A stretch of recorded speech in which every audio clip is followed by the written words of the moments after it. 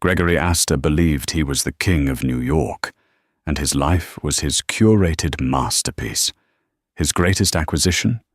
His wife, Vienna, a woman of breathtaking elegance and quiet intelligence, the perfect hostess, and a beautiful ornament he thought he owned. But kings get bored with their treasures. His new toy was Tiffany Blair, a young, flashy influencer he decided to flaunt at the city's most prestigious event, the Metropolitan Legacy Ball. He expected gasps. He expected scandal. He expected his dutiful wife to be at home, nursing her broken heart. What he never, ever expected was for Vienna to walk through those same doors, reborn in fire and silk, with the one man on earth Gregory Astor could never afford to cross. The penthouse on Park Avenue was less a home and more a museum of Gregory Astor's success. It was a cold cathedral of glass and steel, with panoramic views of a city he felt he owned. Every piece of art, every minimalist sofa, was chosen to scream one word: power. And for 10 years, Vienna Valois had been its most prized exhibit. She was not just beautiful. She possessed a grace that money couldn't buy. She had a mind so sharp that, in the early days, it had both thrilled and unnerved him. She'd been a top-tier business strategist, a rising star at a consulting firm, before he'd convinced her that her brilliance was best used to build his world, not her own. She managed their 3 homes, organized his social calendar to perfection, charmed his business partners, and curated a life so seamless that Gregory never had to think about anything but his next conquest, his next billion. Lately, however, his conquests had become more carnal. It started with whispers, a whiff of a different perfume on his suit jacket, late-night board meetings that stretched until 3 a.m. Vienna was not a fool. She saw the receipts from Cartier for items she never received, the furtive texts he thought he was hiding. For the last 6 months, the whispers had coalesced into a name: Tiffany Blair, a girl whose entire existence was documented on Instagram, a vapid collection of yacht photos, designer bags, and pouting selfies. She was everything Vienna was not: loud, cheap, and disposable. This evening, the air in the penthouse was thick with unspoken truths. The Metropolitan Legacy Ball, the crown jewel of the New York social season, was tonight. It was an event Vienna had chaired the committee for over the last 2 years. Her meticulous planning was the only reason it was the most sought-after ticket in the city. Gregory strode into their cavernous walk-in closet, his Patek Philippe watch gleaming under the recessed lighting. He was already in his custom Tom Ford tuxedo. "I'm heading out soon," he announced, not looking at her. He adjusted his cufflinks, admiring his own reflection in the mirror. Vienna sat on the ottoman, perfectly poised in a silk robe, her long, dark hair cascading over her shoulders. She held a tablet in her lap, but she wasn't looking at it.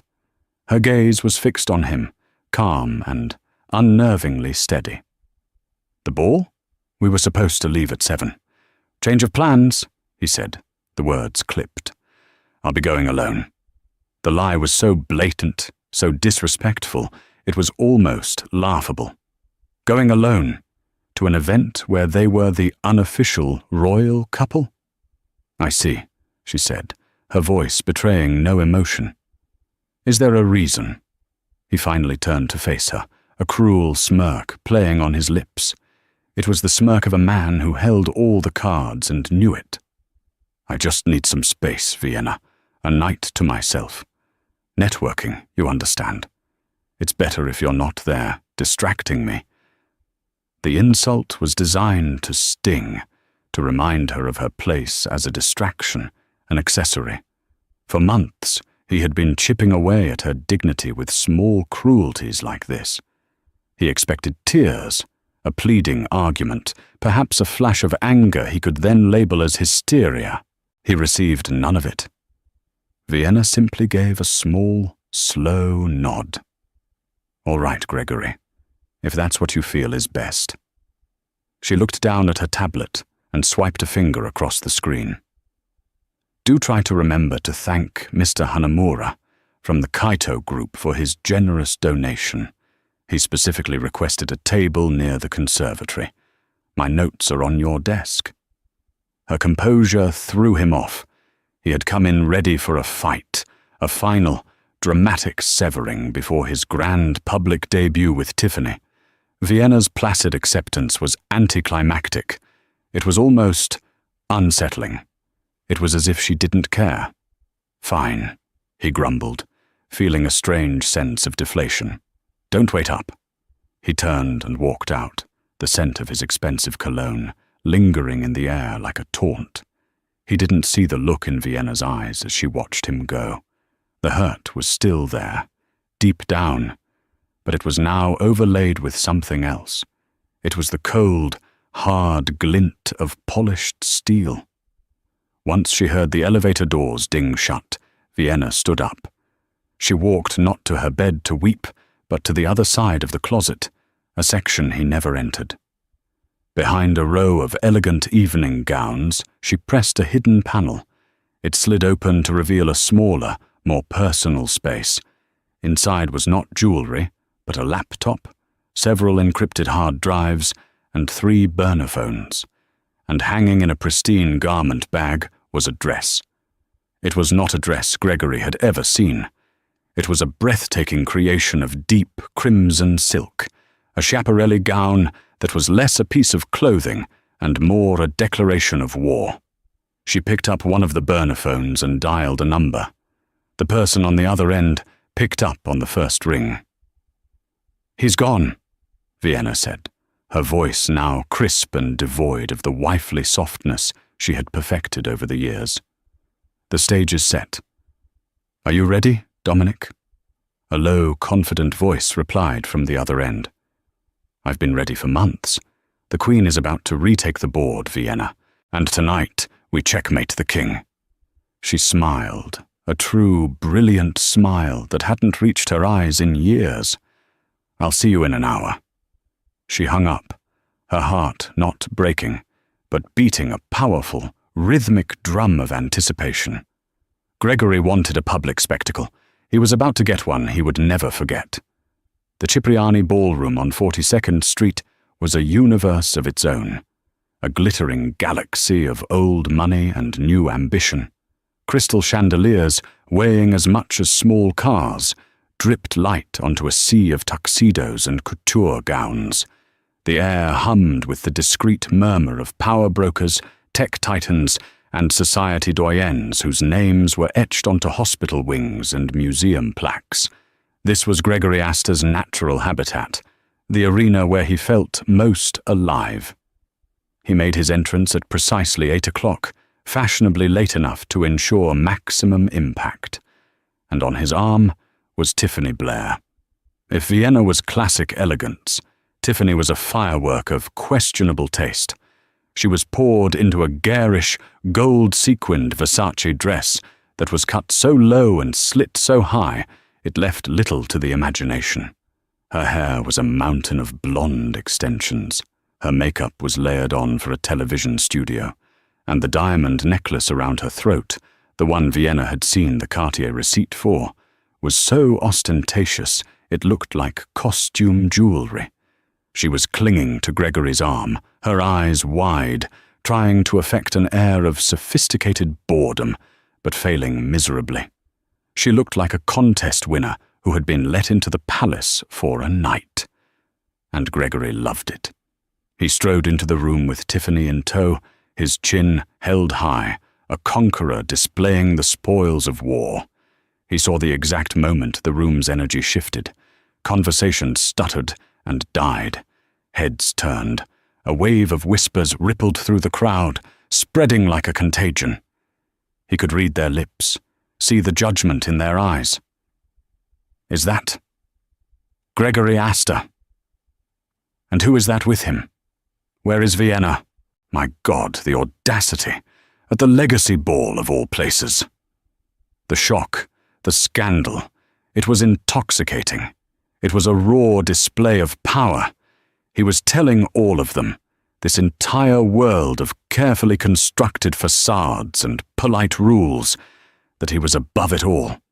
He could do whatever he wanted, with whomever he wanted, and there wasn't a thing they could do about it.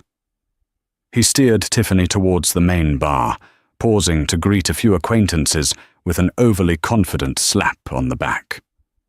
"Robert, good to see you. You know Tiffany?" he'd say, enjoying the way the older, more established men would give Tiffany a brief, dismissive up-and-down glance before murmuring a strained pleasure. Tiffany, for her part, was preening under the attention. "Oh my God, Greg, everyone is staring at us," she whispered, her voice a breathy squeal. "They must love my dress." Gregory patted her hand. "They're staring at me, sweetheart. They're in awe." He was blissfully ignorant of the difference between awe and disgust. He spotted a key target across the room. Mr. Hanamura of the Kaito Group, a deeply traditional Japanese executive with whom Gregory was trying to close a multi-billion-dollar merger. The Kaito deal was the cornerstone of his 5-year plan. It was a legacy deal. Mr. Hanamura was a staunch believer in family values and public image.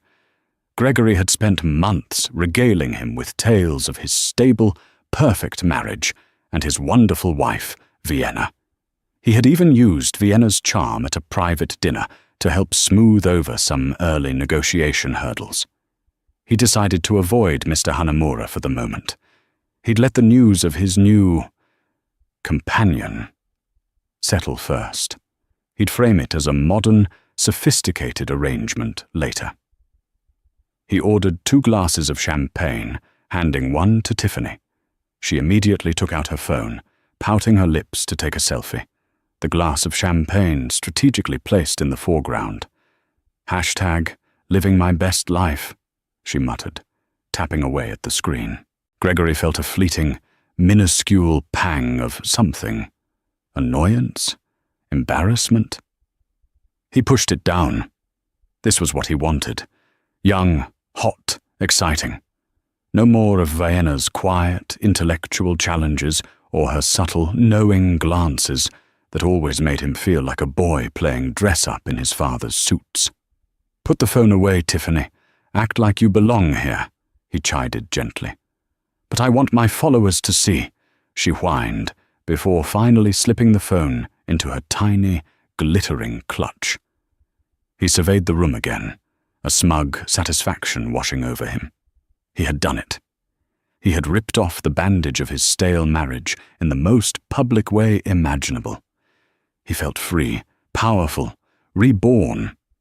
He was Gregory Astor, the Titan, accountable to no one. He was the king, and this was his coronation. He had no idea he was standing at the foot of the guillotine he had built for himself. For another 20 minutes, Gregory basked in his self-created storm. He reveled in the stolen glances and the hushed conversations that erupted in his wake. He was the center of the universe. Tiffany, meanwhile, grew progressively louder, her laughter shrill and forced as she tried to engage in conversations far beyond her depth. She asked a senator about his astrological sign and told a Nobel laureate in economics that his bow tie was super cute. Gregory was beginning to feel the first faint strains of a headache. Then, the atmosphere in the grand ballroom changed. It wasn't a sudden event, but a gradual shift, like the turning of a tide. The ambient hum of the room, which had been focused on him, began to drift towards the grand marble entrance. The whispers didn't stop. They just changed their subject. A new gravity was pulling the attention of the room's most influential people. Gregory turned, annoyed at having his spotlight stolen.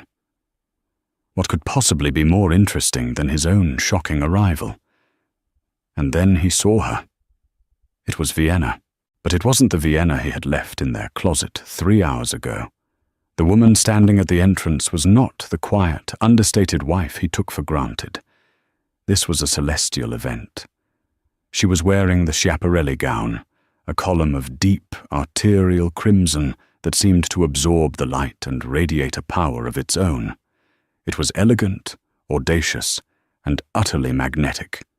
Her hair was swept up in a sophisticated chignon, revealing the graceful line of her neck, adorned with a single, stunning diamond necklace. Not a new gift, but the Valois family heirloom she had worn on their wedding day and had kept locked away for years. Her makeup was subtle but striking, emphasizing the sharp intelligence in her dark eyes. She wasn't crying, she wasn't disheveled, she wasn't even looking for him. She stood there for a moment, poised and serene, surveying the room not as a guest, but as a queen surveying her court. Every head turned. The gossip about Gregory and his flashy date died on everyone's lips, replaced by a single collective gasp of admiration. Gregory's breath caught in his throat. His smugness evaporated, replaced by a cold, prickling confusion. What was she doing here? He had explicitly told her not to come. And how had she transformed like this? He had never seen her look so formidable, so breathtakingly beautiful, and so utterly untouchable. "Who is that?" Tiffany chirped beside him, oblivious. "Wow, I love her dress. It's so red." Gregory didn't answer. His mind was racing, trying to process the scene. This was not part of his plan. Was this her attempt at revenge? To show up and try to outshine Tiffany? It was a pathetic, desperate move, he tried to tell himself. But the thought rang hollow. There was nothing desperate about the woman standing at the entrance. She radiated pure, unadulterated confidence. He watched as people, important people, people he had been trying to get meetings with for weeks, began to gravitate towards her. Lawrence Davenport, the crusty old money patriarch who controlled half of Wall Street, actually broke away from his conversation to go and kiss her hand. Beatrice Dubois, the city's most feared social columnist, approached Vienna with a look of genuine respect. Gregory felt a surge of possessive anger.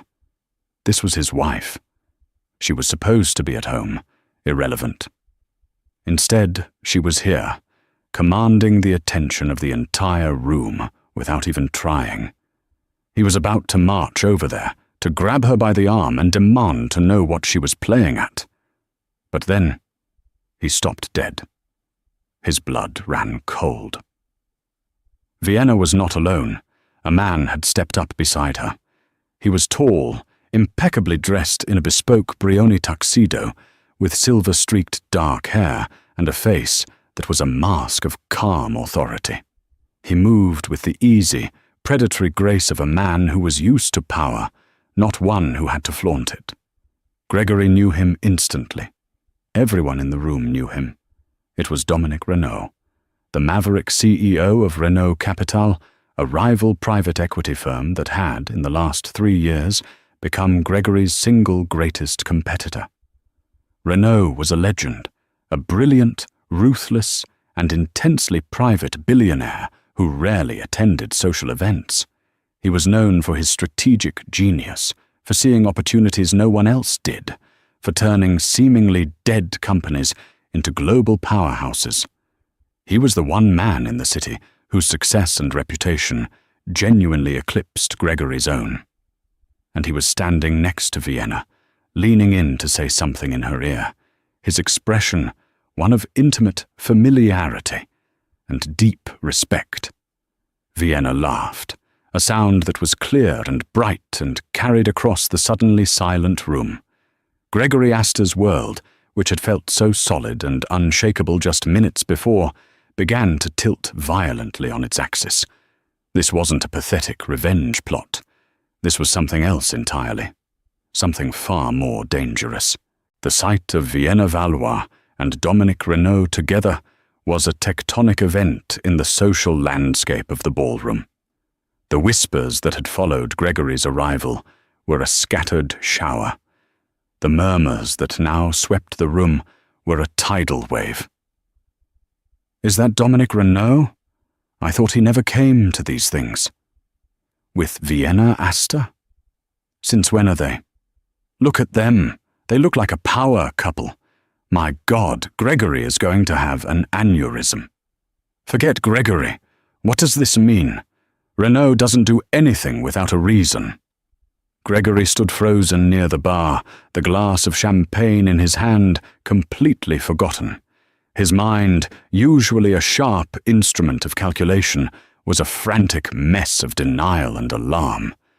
Vienna and Dominic? It was impossible. He had known Vienna for 12 years. She was his. Her world was his world. She didn't have a life, a connection, a single thought that he hadn't curated for her. He tried to rationalize it. Maybe it was a coincidence.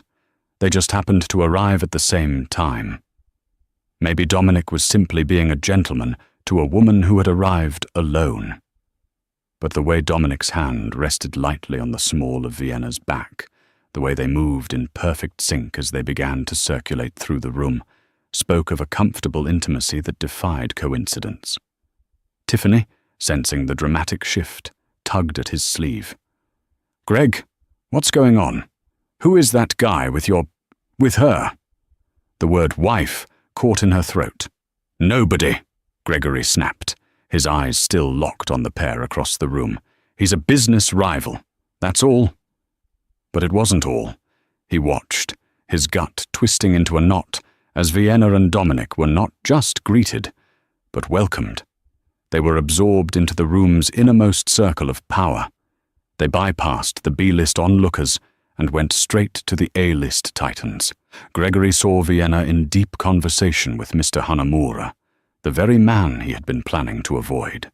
Mr. Hanamura was bowing slightly, a sign of immense respect he rarely afforded to Westerners, his face alight with interest as Vienna spoke. Dominic stood beside her, not speaking, but his mere presence added an undeniable weight to her words. What in God's name could she be talking to Hanamura about? The floral arrangements? The quality of the catering? Gregory felt a prickle of sweat on his brow. The foundation of his confidence was cracking, revealing a deep well of insecurity he hadn't acknowledged in years. He had always seen Vienna's social grace as a tool for his benefit. He'd never considered that she was building her own network, her own cachet. He had seen her as a reflection of his own glory, never as a light source of her own. Tonight, she was a supernova, and he was being drawn into her shadow. "I need another drink," he muttered, turning to the bar. "But you haven't finished that one," Tiffany said, pointing at his full glass. He ignored her, slamming the glass down and gesturing for the bartender. He needed whiskey, the best they had. He downed the first glass in a single, burning gulp. The alcohol did little to calm the frantic buzzing in his head.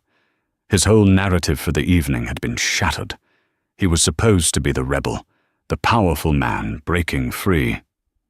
But the arrival of Vienna and Dominic had reframed the entire story.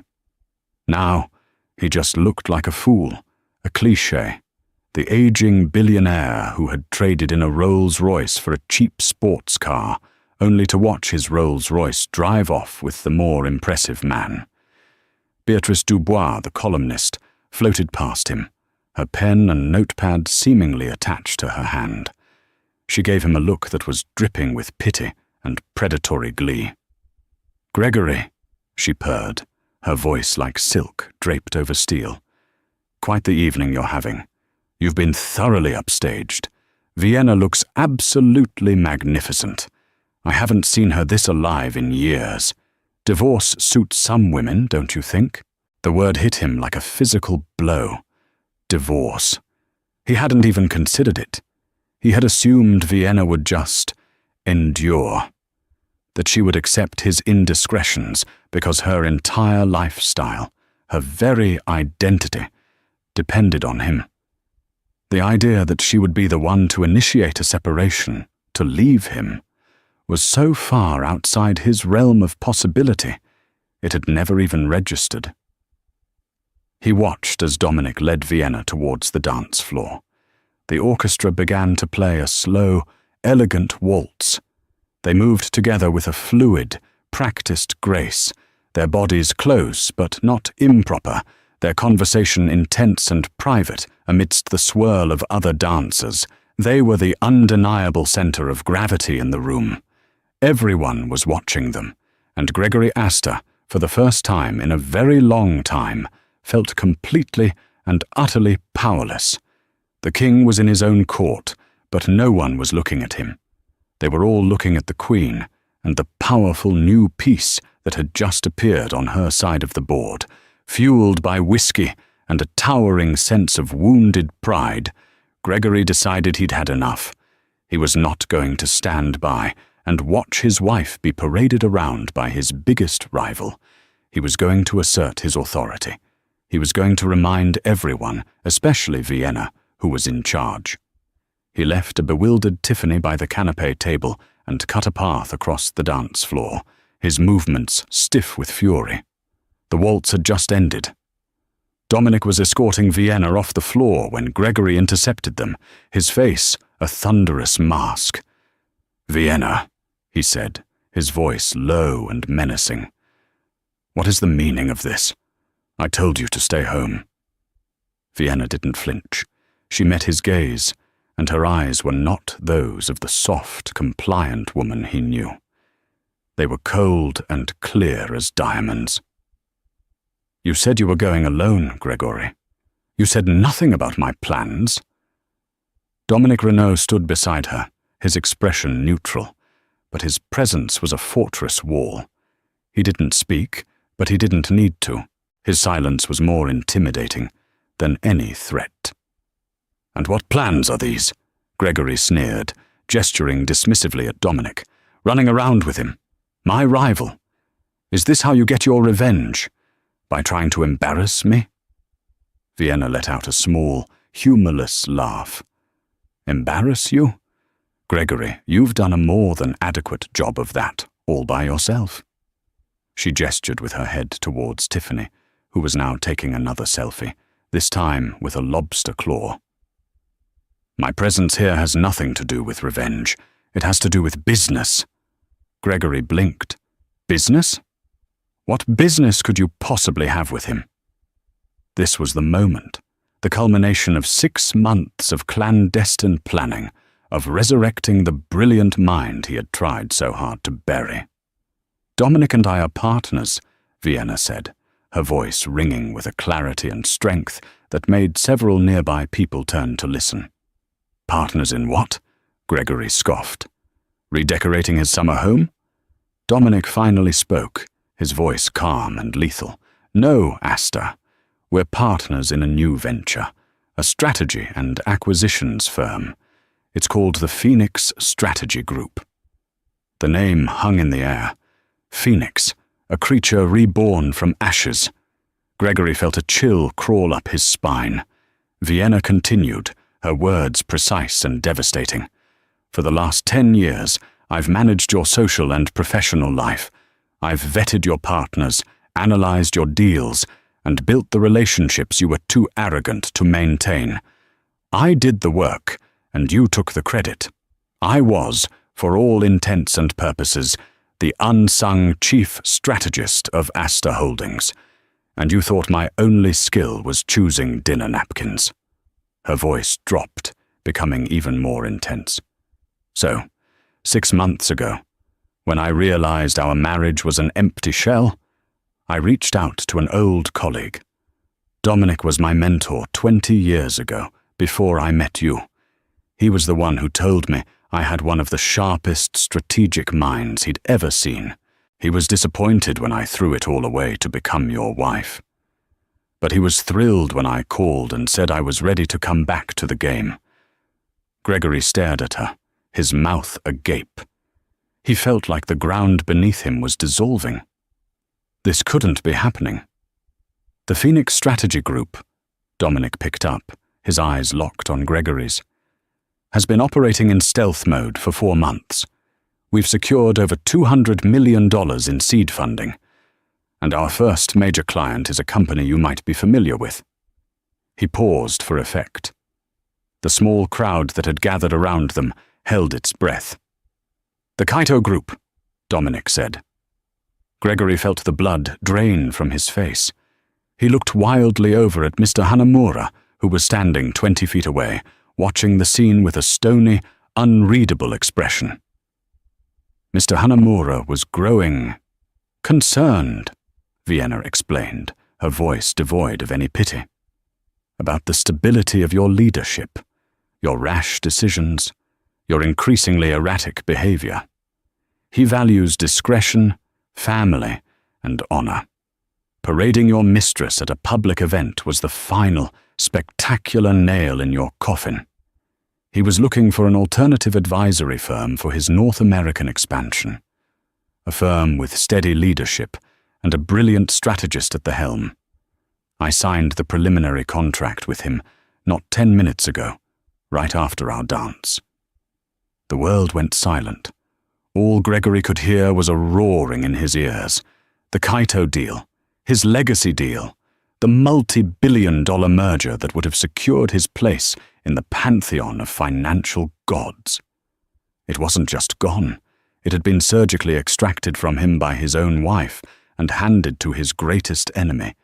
He looked at Vienna, truly looked at her, and he didn't see his wife.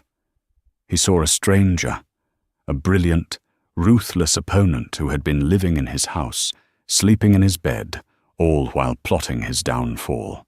He had mistaken her patience for weakness, her silence for submission.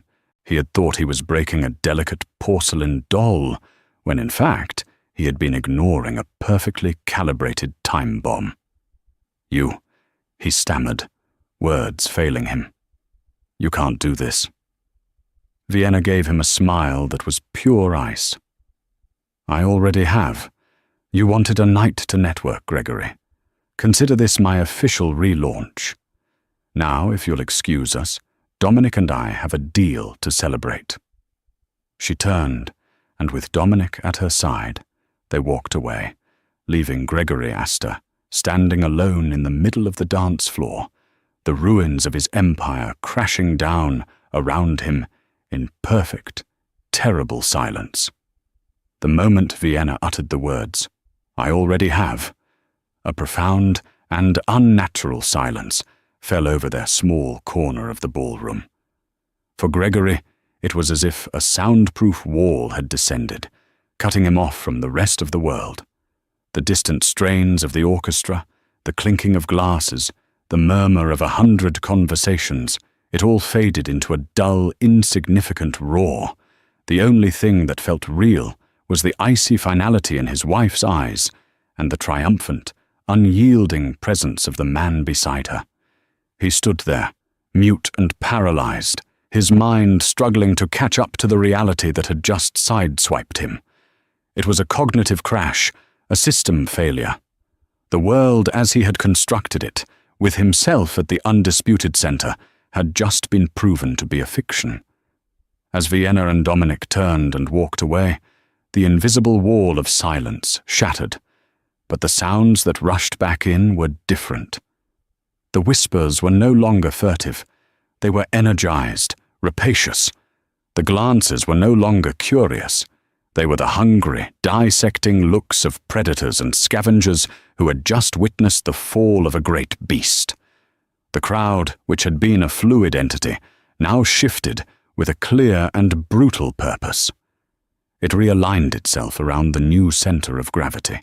The first betrayal came from Robert Davenport, a man whose family had been Astor allies for 2 generations, a man Gregory had clapped on the back not an hour earlier. Gregory saw him make a quick, almost imperceptible calculation, his eyes flicking from Gregory's stunned face to Dominic's departing back. Then, with the practiced ease of a seasoned courtier, Robert pivoted, abandoning his conversation mid-sentence and cutting a path directly to Dominic. He intercepted them near the conservatory doors, placing a familiar hand on Dominic's shoulder. "Renaud, a master stroke," Gregory heard him say, his voice carrying in the charged atmosphere. "A bold, dynamic vision.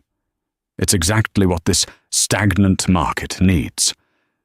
The unspoken addendum hung in the air, unlike Asta's tired, reckless leadership. It was a public declaration of a shift in allegiance, a clean, swift cut that severed a lifelong tie. Gregory felt a hot surge of fury, followed by a wave of chilling dread. This was more than a social snub. This was a realignment of power, happening in real time, right before his eyes. Then came the moment that sealed his fate. Mr. Hanamura, a man whose respect Gregory had spent the better part of a year trying to earn, moved with serene purpose towards Vienna. He bypassed Gregory as if he were a piece of furniture, his focus entirely on her. He stopped before her and gave a formal, precise bow, deeper and more deferential than any Gregory had ever received from him. "Valois-san," Mr. Hanamura said, his English perfect and deliberate. "Your strategy is one of great honor and foresight. We are relieved. The Kaito Group values stability above all things." He then turned to his aide and spoke in rapid, low Japanese. Across the room, a rival investor who spoke the language leaned into his companion and whispered. He said, "The storm has passed, and the true mountain has been revealed." The quiet dignity of the exchange was 1,000 times more devastating than any shouted insult. It was a cultural and professional execution, delivered with a blade of pure honor. The Kaito deal wasn't just lost, it was now a testament to his own spectacular failure of judgment. His isolation was now complete. He was an island, and the tide of the party was receding from his shores, leaving him exposed and barren. He looked for a friendly face, a reassuring glance, but found only pity, contempt, or, worst of all, the morbid fascination of people watching a public demolition. "Greg, what's happening?" Tiffany's voice, sharp and whiny, pierced through his daze. She tugged on his sleeve, her brow furrowed in genuine confusion. "Why is everyone being so weird? That Japanese man was supposed to be your friend. And why is she jutted her chin towards Vienna, getting all the attention?" "Be quiet, Tiffany," he hissed, the words raw and ragged. "But I don't get it," she insisted, her voice rising. "This was supposed to be our night. You said—" Her voice faded as he looked past her, his gaze locking with the predatory eyes of Beatrice Dubois. The society columnist was gliding towards him, her pen poised over her notepad like a scalpel. "Gregory," she purred, her smile a slash of red lipstick. What a performance. Truly Shakespearean. The hubris, the fall, the beautiful avenging wife. My readers will devour it. I'm just struggling with the headline. Asta's Last Stand. A bit dramatic. Perhaps something cleaner. Checkmate in crimson. How Vienna Asta won the game. She tapped her pen against her chin. "You've given me the scoop of the season, darling. I should almost thank you." Every word was a drop of acid on his exposed nerves. He turned away from her, his chest tight, a desperate need for escape clawing at him.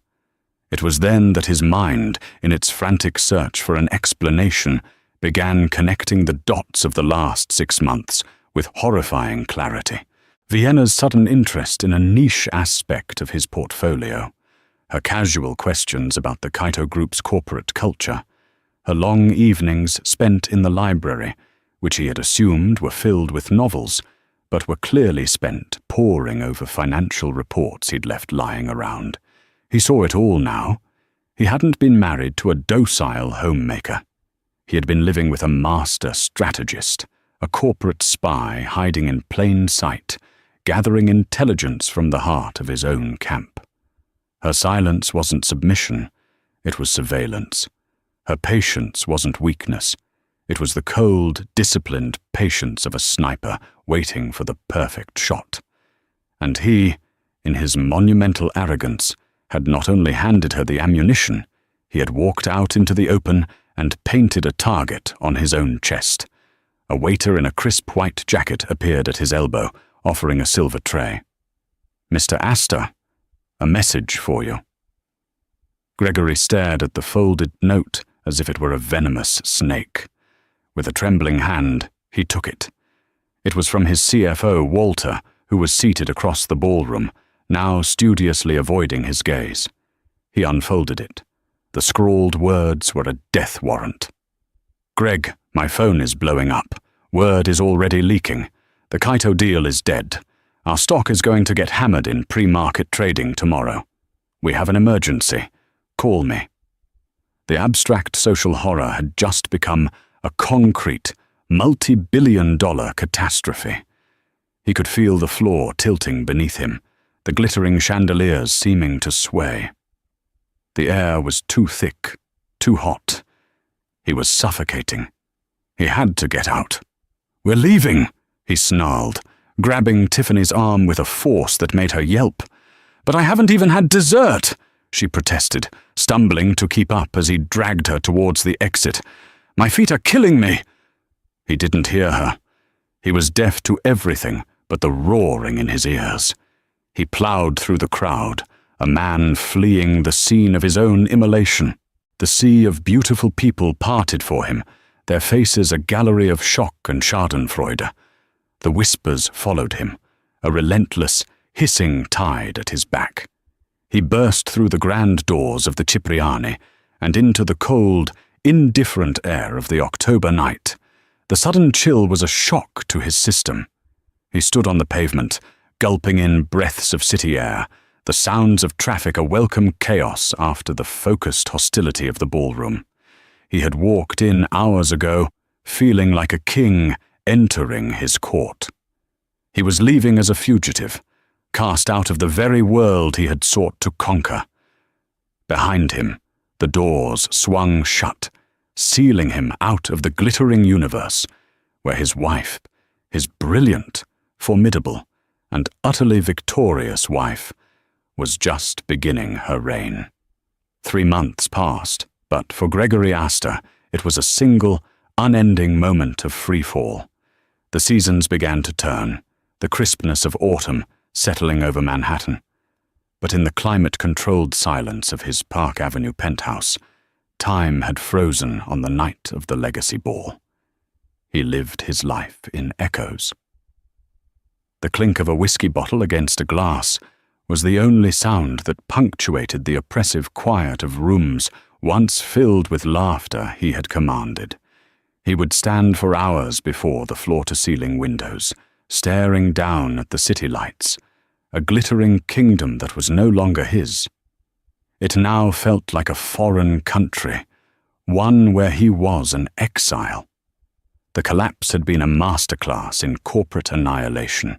The morning after the gala, the headline of the Wall Street Journal's digital edition screamed, "Astor implosion, Kaito deal hijacked by rival firm amidst scandal, Astor holding stock in freefall." That single headline was a death sentence. His phone had rung incessantly for 72 hours straight. Furious investors, panicked board members, opportunistic journalists. After that, it fell silent. No one called a man who was radioactive. He was forced to liquidate his most prized assets in a desperate bid to stop the bleeding. The ski lodge in Aspen, the yacht he'd named the Apex, the private jet, all sold at humiliating discounts to circling vultures. Each sale felt like a surgical amputation performed without anesthesia, carving away the pieces of the life he had built, the identity he had curated. His personal life had disintegrated with even greater speed. Tiffany, his symbol of vibrant, youthful conquest, had lasted exactly 2 weeks. Her departure wasn't a dramatic, tearful scene, but a cold, transactional calculation. One evening, as he was pouring his 3rd drink of the night, she had appeared with her suitcases packed, her face a mask of practiced sympathy. "I just can't handle all this negative energy, Greg," she'd said, the influencer speak grating on his frayed nerves. "I need to protect my brand. My followers expect positivity." He had simply stared at her, a bitter laugh caught in his throat. Her brand was built on his money, and now that the foundation was cracking, she was running for the nearest, most stable structure she could find. He didn't even have the energy to argue. He just watched her walk out, her ridiculous, oversized Louis Vuitton luggage bumping against the doorframe, and felt nothing but a vast, hollow emptiness. He was utterly, completely alone. In stark contrast, 90 blocks downtown, in a sleek glass-walled office overlooking the Hudson River, a new empire was being forged in the light. The offices of the Phoenix Strategy Group were a hive of controlled, brilliant energy. There was no opulent, old-world mahogany like at Astor Holdings. This was a world of clean lines, whiteboard walls covered in complex diagrams, and the low, intense hum of minds at work. At its center was Vienna Valois. She moved through her new world with a purpose and vitality that astonished everyone who had only known her as Gregory's quiet, elegant wife. This, however, was her true element. Dressed in a sharp, tailored power suit, she commanded boardrooms not with aggression, but with an unshakable, data-driven logic and an intuitive grasp of market psychology that bordered on clairvoyance. She saw patterns others missed, identified opportunities in chaos, and built strategies that were both audacious and impeccably sound. Her partnership with Dominic Renault was the engine of their success. It was a seamless collaboration, built on 2 decades of unspoken mutual respect. There were no false pleasantries, only a direct and efficient exchange of ideas. The logistics for the Kaito Group's new distribution hub are problematic, Dominic said one afternoon, leaning against her office door frame, a tablet in his hand. The zoning board is pushing back. Vienna didn't look up from the schematics on her desk. They're not pushing back, she said calmly. They're signaling. Councilman Miller's pet project is the Downtown Revitalization Fund. Make a sizable donation to the fund from Kaito's community outreach budget. The zoning issues will evaporate by Friday. Dominic smiled faintly. Of course, I should have seen that. You were focused on the numbers, she replied, finally looking up at him, her eyes clear and focused. That's why we work well together. You see the board, I see the players. It was in these quiet moments that the truth of her new life was most apparent. She wasn't just surviving, she was thriving. She was reborn. Occasionally, she would catch her reflection in the glass of her office window, and, for a fleeting second, see the ghost of the woman she had been. A woman living in a gilded cage, her wings clipped. A faint sadness would touch her, not of regret for what she'd lost, but for the years the world had been denied the woman she now was. The final act of Gregory's downfall was set in the place he once considered his throne, the main boardroom of Astor Holdings.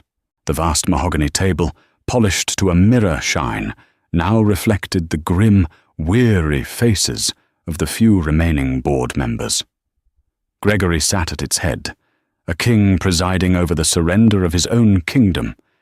His suit, once a symbol of his power, now hung loosely on his diminished frame. They were waiting for the representative of the investment consortium that had successfully tendered a buyout offer. A hostile takeover, though no one used the words.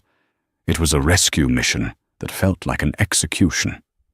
Gregory gripped the arms of his chair, his knuckles white.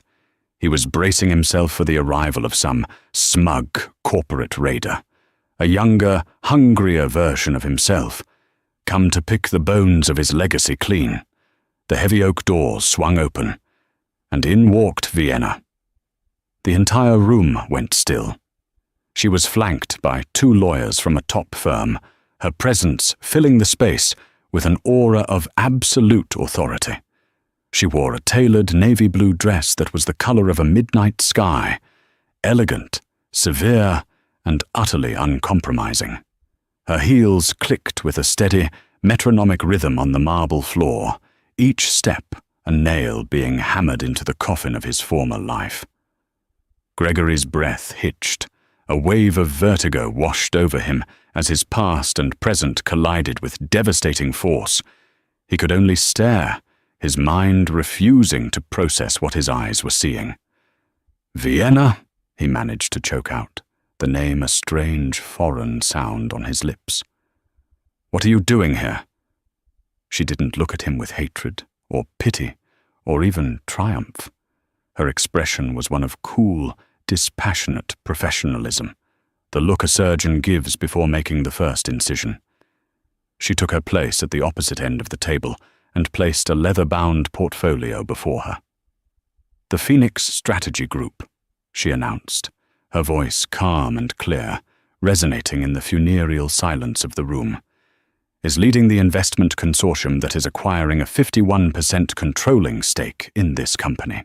The board approved our final offer this morning." A collective, strangled gasp went around the table.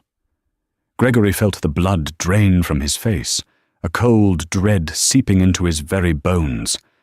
It was a move of such breathtaking, predatory brilliance that he could almost admire it were it not aimed directly at his heart. She hadn't just built a rival company, she had used its success to swallow his own. She opened the portfolio. "As of this moment, I represent the new majority shareholder of Astor Holdings. My first order of business, as stipulated in the acquisition agreement which you have all signed, is to address the issue of leadership." Her dark eyes finally settled on him, holding his gaze without a flicker of emotion. "The terms are non-negotiable. We will be accepting your immediate resignation." She slid a single piece of paper down the length of the polished table.